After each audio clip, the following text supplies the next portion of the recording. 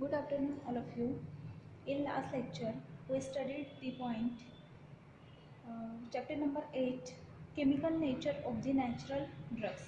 Okay, in that we studied the some chemical constituents like lipid contains volatile oils, lipid oils, fats, and waxes. Okay, what are the lipids? What are fixed oils and fats? What is the difference between the waxes and fats? What is the formula to represent the fats or fixed oils? Classification of the fixed oils. What are the sources of fixed oils? Where from we collect the oil or fat? Then uh, identification test for the fixed oils or fats. How to identify the oil or fats in some crude drugs. Okay. Then after that we study the topic waxes. What are the waxes? What is the sources of waxes? Where from we collect the waxes? Then next is tannins. Okay, high molecular weight group, very complex chemical nature. Okay, and tannins mostly obtained from the plant origin. Then how to identify the tannins? The gold bitter skin test is the main test to identify the tannins in the crude drug. Other than this test,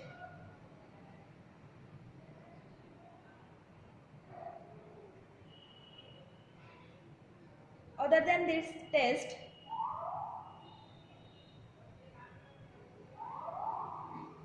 another two tests also used to identify the tannins.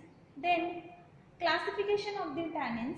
There are two classes according to their behavior and dry distillation process.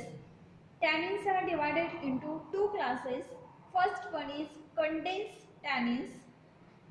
Example of condensed tannin is catechol, and second one is hydrolyzable tannins. The example of hydrolyzable tannin is pyrogalol. Okay. Then how to isolate the tannins from the crude drug? We studied the process of isolation of tannins. Then next point is properties of tannins. Okay, physical as well as chemical properties of the tannins. Okay, these are the points we studied in the last lecture. Now the next point we'll have to study in this lecture is resins and resin combinations. Resins and resin combination. Okay, now first we will see that what is resins. Okay, resins are amorphous products of complex chemical nature. Resins are the amorphous product of complex chemical nature. Okay, then these are amorphous mixture of essential oils, oxygenated product of terpenes and carboxylic acid found as exudation from the trunk of various trees. From the various trees bark, we collect the resins. Okay, resins are the amorphous mixture or amorphous product complex in nature. बहुत सारे जो chemical constituents होते हैं वो mix होते हैं या फिर कॉम्प्लेक्स नेचर का एक प्रोडक्ट होता है. कहाँ से हम मेनली इसको ऑब्टेन करते हैं? तो जो ट्रीज होते हैं, अलग अलग ट्रीज के बार्क जो होते हैं, बार्क से हम इसको कलेक्ट करते हैं, ट्रंक बार्क से इसको कलेक्ट करते हैं. Okay, and these are the mixtures of essential oils. इसमें कौन कौन से केमिकल कॉन्स्टिट्यूएंट्स होते हैं? लाइक हमने पहले ही बोला कि ये एमरफस प्रोडक्ट है और कॉम्प्लेक्स केमिकल नेचर के हैं. अगर कॉम्प्लेक्स केमिकल नेचर के हैं तो इसमें बहुत सारे केमिकल कॉन्स्टिट्यूएंट्स अवेलेबल होंगे. ओके। तो किसका ये मिक्सचर है, तो mixture of essential oils, okay, जो वोलेटाइल ऑयल्स होते हैं या फिर इसेंशियल ऑयल्स होते हैं, इसका मिक्सचर हो सकता है resins. Then oxygenated products of terpenes and carboxylic acid, carboxylic acid as well as जो टर्पीन्स होते हैं उसके ऑक्सीजनेटेड प्रोडक्ट्स का मिक्सचर इसमें हो सकता है। Then these are obtained from the trunk of various trees, जो अलग अलग ट्रीज होते हैं उनकी जो बार्क होती है वहां से हम इसको ऑब्टेन करते हैं। Okay, now what are the properties of the resins, they are non crystallizable, हम उसका क्रिस्टलाइजेशन नहीं कर सकते, नॉन क्रिस्टलाइजेबल, ट्रांसपेरेंट और translucent solid, okay, they are solid in nature, और transparent और translucent solid compound we can obtain from the trunk bark of the trees. Then semi solid or liquid substances containing large number of carbon atoms, okay, कुछ ऐसे भी substance होते हैं जो semi solid और liquid form में हमें मिलते हैं, और वो कैसे होते हैं, तो उनमें लार्ज कार्बन एटम्स प्रेजेंट होते हैं, बहुत ज्यादा कार्बन एटम्स उसमें प्रेजेंट होंगे। Okay, now next one is most of the resins are most of the resins are heavier than water, okay, most of the resins जो होते हैं वो वाटर से ज़्यादा हेवियर होते हैं, इसलिए वो वाटर के अगर हम उनको वाटर में डालते हैं तो वो नीचे बैठ जाते हैं, ठीक है, वाटर उनके ऊपर फ्लोट होता है और जो रेजिन्स होते हैं वो नीचे बैठ जाते हैं, okay, heavier than water. They are insoluble in water but soluble in alcohol, okay, अगर सोल्युबिलिटी टेस्ट हम उनकी करते हैं तो वाटर में वो कम्प्लीटली इनसोल्युबल है, वाटर में सोल्युबलाइज नहीं होते, बट सोल्युबलाइज किस में होते हैं, तो soluble in alcohol, volatile oil, fix oils, chloral hydrate and non polar organic solvents like benzene और ईथर, ओके। तो ऐसे जो सॉल्वेंट्स है like alcohol, volatile oils, fix oils, chloral hydrate, non polar organic solvents like benzene and ether, इन सब solvents में वो soluble होते हैं, okay, resins are solubilized in this solvents, okay. Now next point is they are hard, electrically non-conductive and combustible masses, okay, ये जो compounds है resins, तो they are hard in nature, okay, बहुत hard होते हैं, hard in nature, electrically non conductive, okay, वो उसमें से इलेक्ट्रिसिटी पास नहीं हो सकती है, इलेक्ट्रिक रेजिस्टेंट हम उनको बोल सकते हैं, इलेक्ट्रिसिटी रेजिस्टेंट बोल सकते हैं, या फिर नॉन कंडक्टिव नेचर के ये होते हैं, और कंबस्टिबल मासेस मीन्स वो जल सकते हैं, ओके, कंबस्ट हो सकते हैं, combustible masses, okay, when heated they soften and ultimately melt, अगर हम उनको हीट करते हैं तो after heating they are soften, पहले तो सॉफ्ट होते हैं, देन अल्टीमेटली मेल्ट, देन बाद में क्या हो जाते हैं, वो मेल्ट हो जाते हैं, okay. They are usually form in schizogenous और सीजोलाइजिजिनियस कैविटीज और duct as a end product of metabolism, okay. Plant metabolism system जो होती है उसका लास्ट प्रोडक्ट जो होता है वो होते हैं रेजिन्स, ओके। प्लांट में जो भी मेटाबॉलिज्म होता है तो उस मेटाबॉलिज्म सिस्टम का लास्ट प्रोडक्ट कौन सा होता है, तो रेजिन्स होते हैं, और रेजिन्स कहाँ पे फॉर्म होते हैं, तो mostly in duct, okay. Then next, chemically they contain organic acid, alcohols, esters and natural resins, okay. केमिकली वो कैसे प्रोड्यूस होते हैं या फिर उसमें क्या होता है, तो उसमें होता है organic acids, alcohols, esters and neutral resins, okay. Resin combinations जो है या फिर जो रेजिन्स है उसमें क्या प्रोडक्ट हमें मिलते हैं, तो उसमें हमें ऑर्गेनिक एसिड्स मिल सकते हैं, alcohols, esters and neutral resins, okay.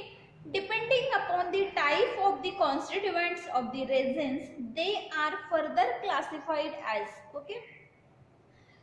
जो भी रेजिन्स है उनको हम क्लासिफाइड करते हैं 3 टाइप्स में on the basis of its chemical constituents. कौन से केमिकल कॉन्स्टिट्यूएंट्स उसमें प्रेजेंट है उसके बेसिस पर हम उनको 3 कैटेगरी में कैटेगराइज करते हैं। Okay, first category is acid resins.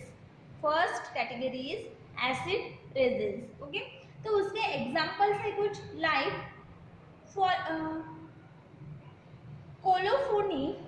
Colophony का जो प्लांट होता है तो उसमें से हमें अबायोटिक एसिड मिलते हैं। Okay, abiotic acid is the example of the acid resin. Okay, वहाँ पे जो बोर्ड पे लिखे हैं हमने वो प्लांट के नाम लिखे हैं और उसमें से हमें कुछ रेजिन्स मिलते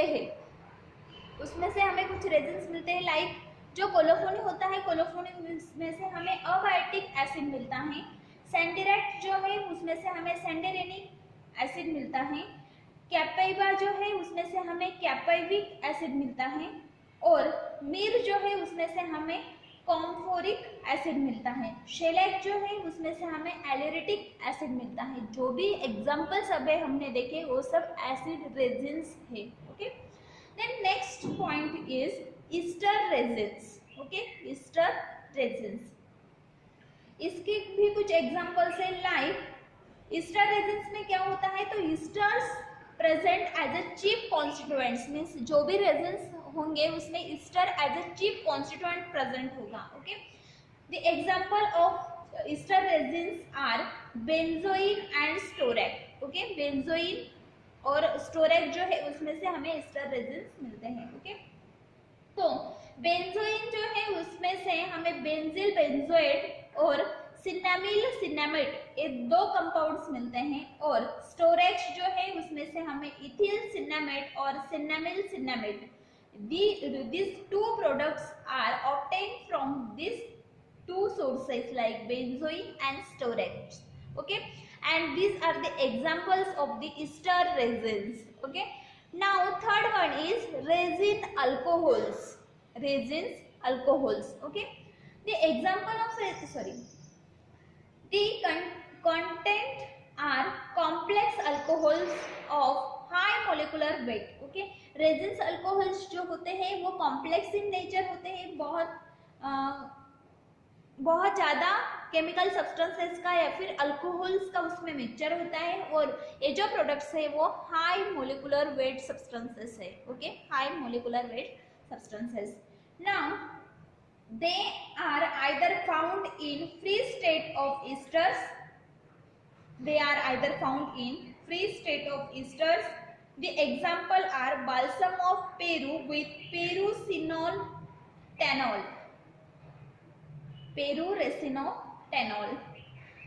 Gurjan balsam with Gurjaresinol. Okay, these are 2 examples of the resins alcohol. resins alcohols जो होते हैं वो कॉम्प्लेक्स नेचर के अल्कोहल्स होते हैं, उसमें उसका जो मोलिकुलर वेट है वो बहुत हाई है, high molecular weight substances. Okay, then एक मोस्टली कहाँ पे होते हैं, जो फ्री ईस्टर्स फॉर्म में जो कंपाउंड्स होते हैं वो मोस्टली अल्कोहल रेजिन अल्कोहल्स होते हैं। ओके, एग्जाम्पल्स कौन से हैं, तो बाल्सम ऑफ पेरू का जो पेड़ है उसमें से हमें पेरूरेसिनो टैनॉल नाम का कंपाउंड मिलता है, वो होता है रेजिन अल्कोहल। और गुर्जर बाल्सम नाम का जो पेड़ है उसमें से हमें गुर्जर रेसिनॉल ए कंपाउंड मिलता है। ये भी क्या है, तो example of resin alcohol. Okay, this 2 compounds peruresinol, resinotannol and gurjuresinol, these 2 are the examples of the resin alcohol. Okay, now the homogeneous combinations of resins with other plant products like volatile oils, gums, etc. are known as the resins combinations. Okay, अगर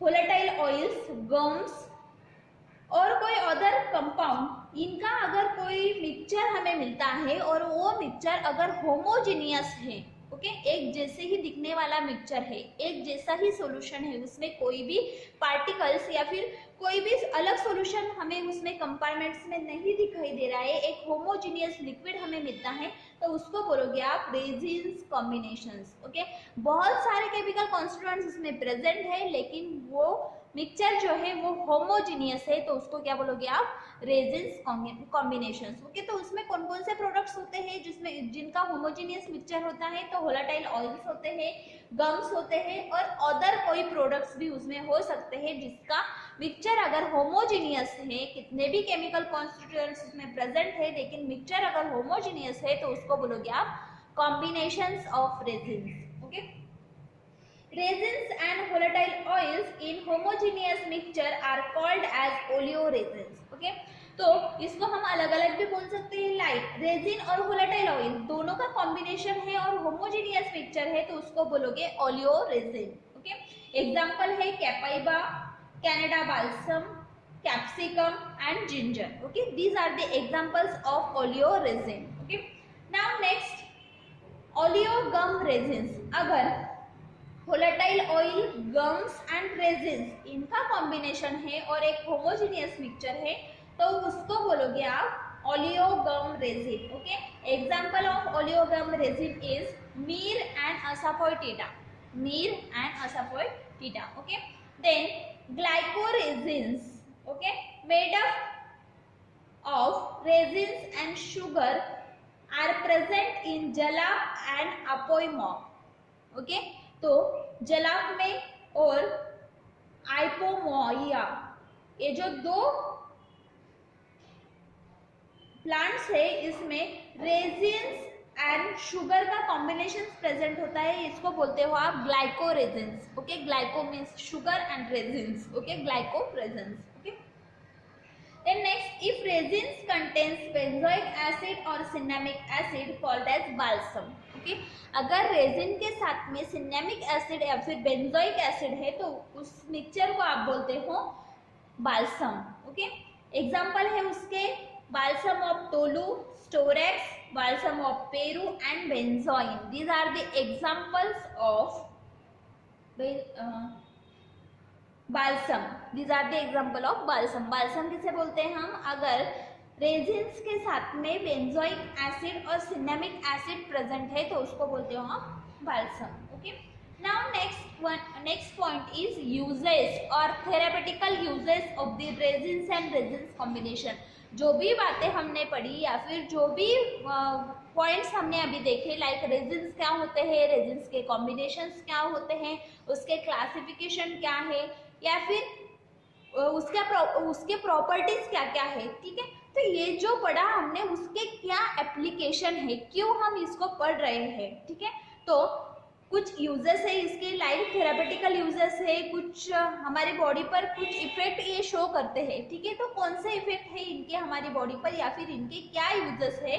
तो therapeutically resins are used for several purpose, बहुत purpose के लिए, या फिर अलग अलग uses के लिए हम इसको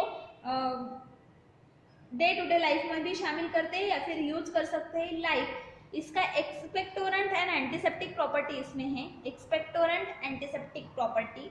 फ्लेवरिंग एजेंट है, लाइक असाफोइटिडा जो है वो हम फ्लेवरिंग एजेंट करके यूज करते हैं। कुछ परफ्यूमरी इंडस्ट्रीज है, उसमें भी हम इसको यूज करते हैं एज अ परफ्यूम, या फिर क्या बोलते हैं हम उसको, ऑडरेंट।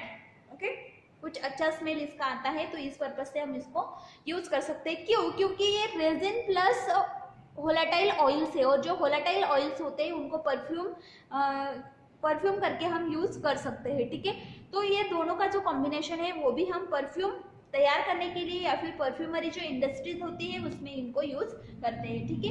तो थेरापेटिकली इनके बहुत यूजेस है। इसमें से हमने देखा कि वो ये एक्सपेक्टोरेंट एंटीसेप्टिक भी है, फ्लेवरिंग एजेंट करके भी हम इनको यूज करते हैं, लाइक असाफोइटिडा, लाइक हींग, ये भी एक रेजिन है, लेकिन हम उसको डे टू डे लाइफ में फ्लेवरिंग एजेंट करके यूज करते हैं। और परफ्यूमरी इंडस्ट्री जो होती है उसमें भी इनके यूजेस है। Okay, now resins are obtain from the plant and animal. Resins हमें प्लांट से भी मिलते हैं और एनिमल से भी मिलते हैं। Like shellac is the pharmaceutically important resin obtain from the animal origin. Okay, बहुत ज़्यादा जो रेजिन्स होते हैं वो हमें प्लांट ओरिजिन से ही मिलते हैं, लेकिन कुछ ऐसे रेजिन्स हैं जो हमें प्लांट के अलावा भी मिलते हैं, लाइक एनिमल ओरिजिन से मिलते हैं। जो शेलेक है, shellac is the example of animal originated resin. Okay, animal originated resin.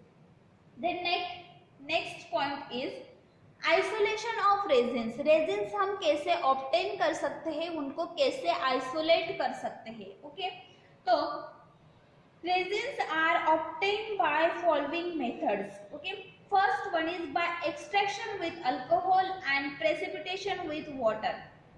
Okay, कुछ ऐसे रेजिन्स हैं जिनको हम डायरेक्टली अल्कोहल से एक्सट्रैक्ट करते हैं और उनको फिर बाद में वाटर से प्रेसिपिटेट करते हैं। ओके, तो ऐसे कौन से रेजिन्स हैं?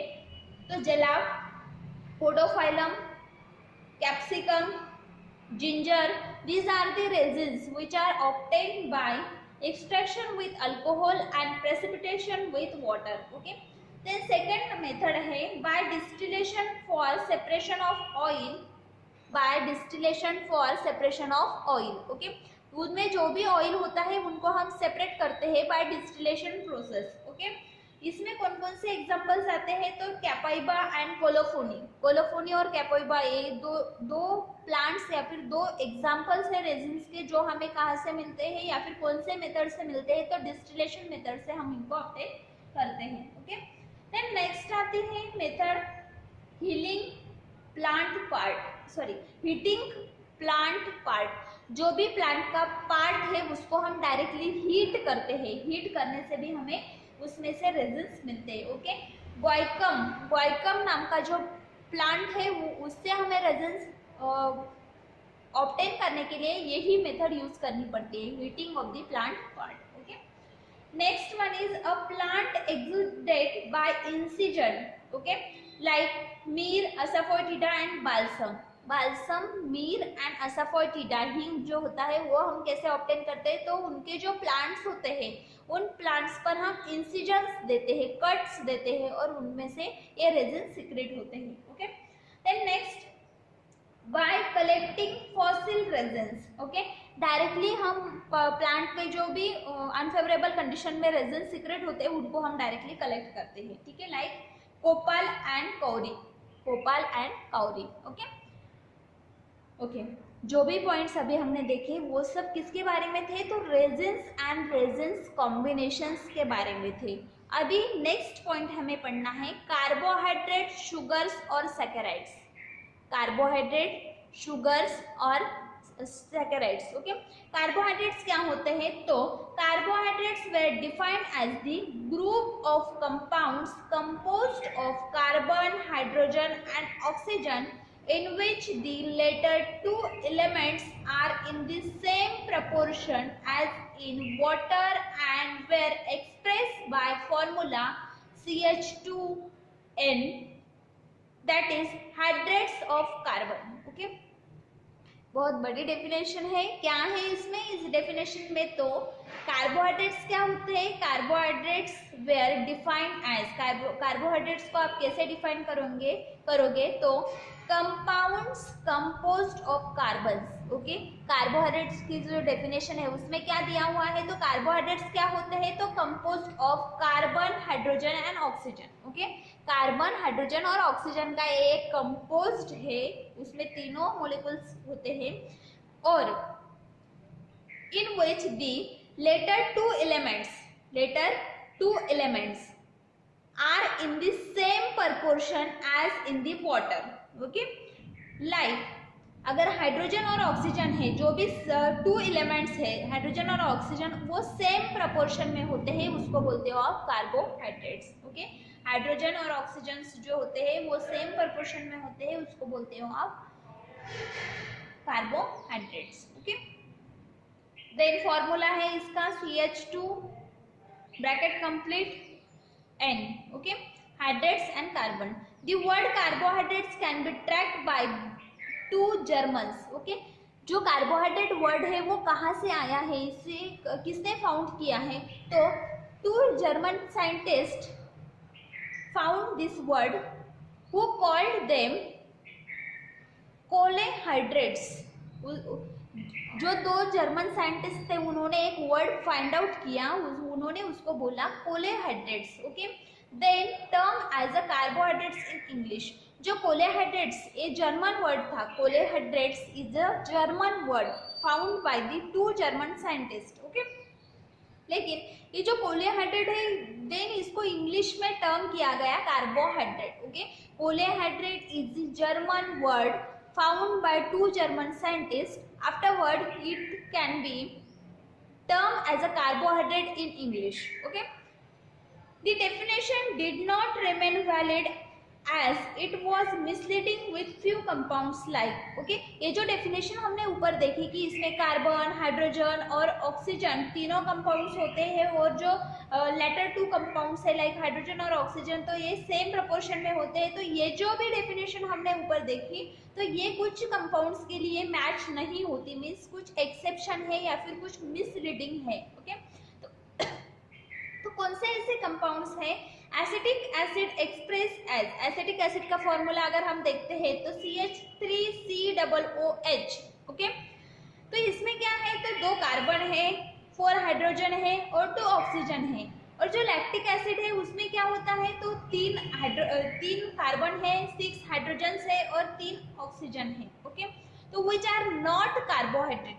Okay, acetic acid and lactic acid are not carbohydrate. अगर हम डेफिनेशन के हिसाब से देखें तो उसमें दिया गया है कि कार्बन, हाइड्रोजन और ऑक्सीजन प्रेजेंट होते हैं और कार्बन और ऑक्सीजन जो होता है first letter and third letter are same.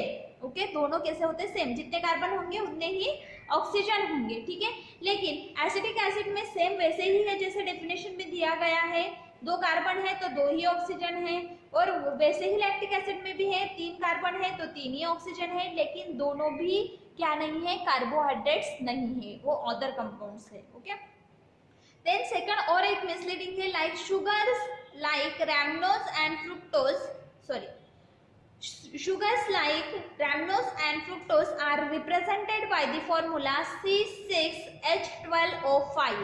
Okay, अगर रैमनोज और फ्रुक्टोज का फॉर्मूला हम देखें तो उसका फॉर्मूला है C6H12O5।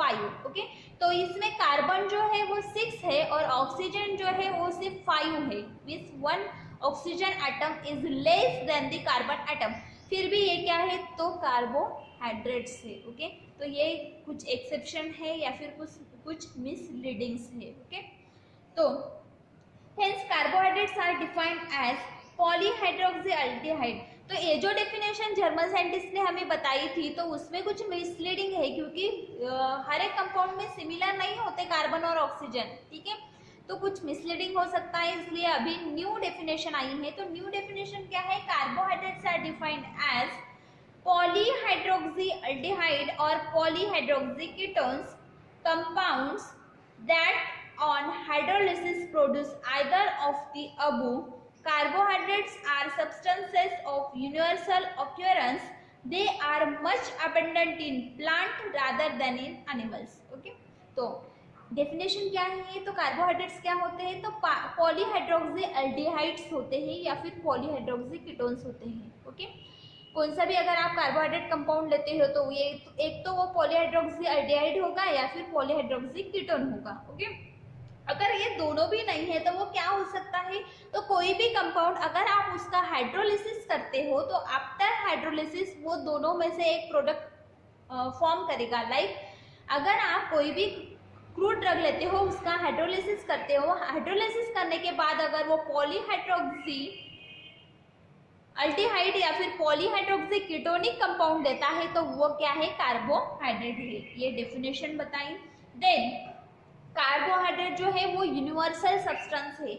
हमें बहुत ज़्यादा कार्बोहाइड्रेट कहाँ से मिलते हैं? तो प्लांट से मिलते हैं और कम कार्बोहाइड्रेट जो है वो एनिमल्स से मिलते हैं। Okay, then carbohydrates are group into 2 major classes. अगर हम कार्बोहाइड्रेट्स को देखें तो इसको हम 2 मेजर क्लासेस में डिवाइड कर सकते हैं, लाइक सिंपल शुगर जिसे हम सैकेराइड बोलते हैं और polysaccharide. Okay, saccharide and polysaccharide. Saccharides जो होते हैं उनको हम सिंपल शुगर्स भी बोलते हैं और पॉलीसैकेराइड्स जो होते हैं उनको हम कॉम्प्लेक्स शुगर बोलते हैं। ठीक है, then low molecular weight carbohydrate are, अगर हम कार्बोहाइड्रेट्स के प्रॉपर्टीज देखें तो जो लो मोलिकुलर वेट कार्बोहाइड्रेट्स होते हैं वो क्रिस्टलाइन होते हैं, वाटर सोल्यूबल होते हैं, स्वीट टेस्ट के होते हैं, जिनको हम सिंपल सैकेराइड्स या फिर सिंपल शुगर्स बोल सकते हैं। Okay, low molecular weight, water soluble and sweet in taste. Okay, example है glucose, fructose and sucrose. Glucose, fructose and sucrose तीनों भी स्वीट होते हैं, वाटर सोल्यूबल होते हैं एंड क्रिस्टलाइन होते हैं। And the high molecular weight carbohydrate like polymers are amorphous. जो हाई मोलिकुलर वेट के कार्बोहाइड्रेट्स होते हैं वो कैसे होते हैं, तो वो एमॉर्फस होते हैं, टेस्टलेस होते हैं, उनको टेस्ट नहीं होता कौन सा भी। Then insoluble in water, water में सोल्यूबलाइज नहीं होते, लाइक स्टार्च जो है या फिर cellulose, gum, pectin and insulin. These are the high molecular weight carbohydrate, amorphous in nature, tasteless and insoluble in water. Okay, now sugar और saccharides. Okay, पहला जो पॉइंट है सिंपल शुगर्स या फिर सैकेराइड्स, तो वो क्या है, depending upon the chemical nature saccharides are subdivided as monosaccharide and disaccharide and trisaccharide. Okay, तो ये जो है सैकेराइड्स जो है उनको हम फर्दर डिवाइड करते हैं like disaccharides, monosaccharides and trisaccharides. Okay, ऐसे हम उनको डिवाइड करेंगे। Monosaccharides are sugar which cannot further hydrolyse to simple sugar. Okay, monosaccharides जो है उनको हम क्या बोलेंगे, तो ये ऐसे शुगर्स होते हैं या फिर ऐसे सैकेराइड्स होते हैं जिनको अगर हम हाइड्रोलाइज करते हैं, फर्दर हाइड्रोलाइजेशन उनका करते हैं, तो वो कौन से भी मॉलिक्यूल्स हमें फॉर्म नहीं करके देते। क्यों, क्योंकि एक ही मॉलिक्यूल उसमें है, अगर आप हाइड्रोलिसिस भी करते हो तो उससे कोई अनदर मॉलिक्यूल फॉर्म नहीं हो सकता। ठीक है, इसलिए आप उसको बोलते हो मोनोसैकेराइड, सिंगल सैकेराइड। ठीक है, then however they are further classified according to the number of carbon atoms in the sugar molecule. Okay, तो ये जो मोनोसैकेराइड्स होते हैं उनमें फर्दर तो उनका कोई भी प्रोडक्ट हमें नहीं मिलता। क्यों, क्योंकि अगर हम उसका हाइड्रोलाइसिस भी करते हैं लेकिन उसमें एक ही मॉलिक्यूल है तो हमें कोई भी अनदर प्रोडक्ट नहीं मिल सकता।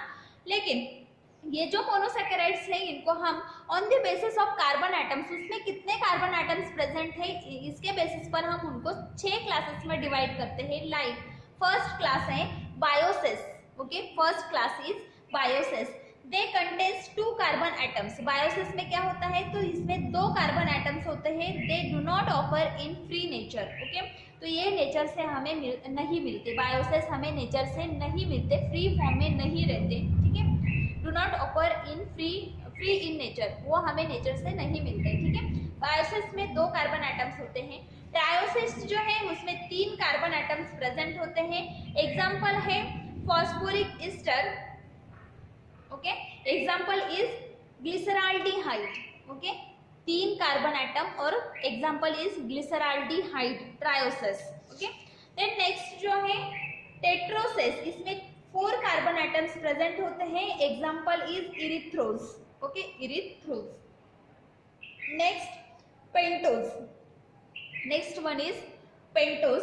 पेंटोज जो है they contains 5 carbon atoms and are very common in plant, are the product of hydrolysis of polysaccharides like hemicellulose, mucilage and gums.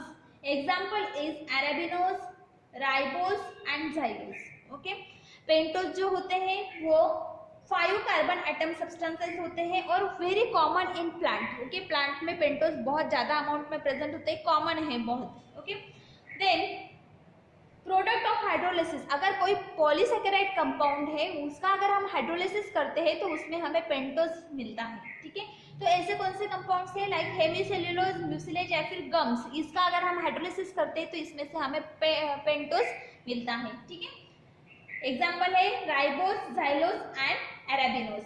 Now next point is hexose.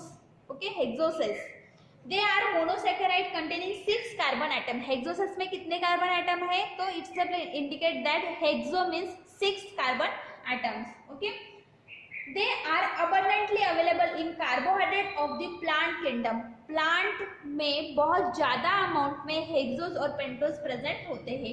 They are further divided into 2 types, aldoses and ketoses. Okay, hexose जो होते हैं वो हम 2 classes में divide करते हैं, further सब classes बोल सकते हैं। तो first aldoses and ketoses. Aldehyde functional group होगा तो अल्डोसिस और कीटोनिक फंक्शनल ग्रुप होगा तो ketoses. Okay, they may be obtained by hydrolysis of polysaccharides like starch and inulin. Inulin और स्टार्च का अगर हम हाइड्रोलिसिस करते हैं, these are the polysaccharides. Okay, starch जो है पॉलीसैकेराइड है, इनुलिन भी पॉलीसैकेराइड है। अगर हम दोनों का हाइड्रोलिसिस करते हैं तो आफ्टर इट्स हाइड्रोलिसिस हमें कुछ कंपाउंड्स मिलते हैं, तो उसको बोलते हो आप एक्सोसिस। ओके, देन नेक्स्ट आते हैं अल्डोसिस कौन से हैं और कीटोसिस कौन से हैं। ठीक है, तो अल्डोसिस जो है उनके एग्जांपल्स है glucose, mannose and galactose. Okay, glucose, mannose और गैलेक्टोज, ये जो सब कंपाउंड्स है इसमें 6 कार्बन एटम्स प्रेजेंट है लेकिन अल्डिहाइड फंक्शनल ग्रुप है, तो इसको बोलोगे अल्डोसिस। कीटोसिस कौन से है? तो फ्रुक्टोज और सार्बोज। फ्रुक्टोज और सार्बोज जो है इसमें 6 कार्बन एटम्स प्रेजेंट है और कीटोनिक फंक्शनल ग्रुप है, इसलिए हम इनको बोलते हैं ketoses. Okay, now next point और 6 number points from the monosaccharides is heptoses. Okay, hepto means 7 carbon atoms. Okay, vitally important, the photosynthesis of the plant and glucose metabolism of the animal are rarely found. Okay, हेप्टोसिस rarely found होते हैं, means ये plant और animals में ज़्यादा present नहीं होते, कम होते हैं। और हेप्टोसिस जो होते हैं वो प्लांट में फोटोसिंथेसिस के लिए बहुत इंपॉर्टेंट है और एनिमल्स में ग्लूकोज मेटाबॉलिज्म के लिए बहुत ही इंपॉर्टेंट है। ओके, लेकिन रेयरली फाउंड होते हैं। इंपॉर्टेंट तो बहुत है लेकिन रेयरली हमें ये मिलते हैं हेप्टोसिस। ग्लूकोहेप्टोस और monoheptose are the example of the heptoses. Glucoheptose and monoheptose, these are the 2 examples of monoses. Okay, तो यहाँ पे हमने 6 क्लास देखे मोनोसैकेराइड्स के। ओके, कार्बोहाइड्रेट्स ये हमने स्टार्ट किया पॉइंट, इसमें शुगर्स और सैकेराइड्स हम देख रहे हैं। तो सैकेराइड्स जो होते हैं या फिर सिंपल शुगर्स जो होते हैं उसको हमने मोनोसैकेराइड्स बोला।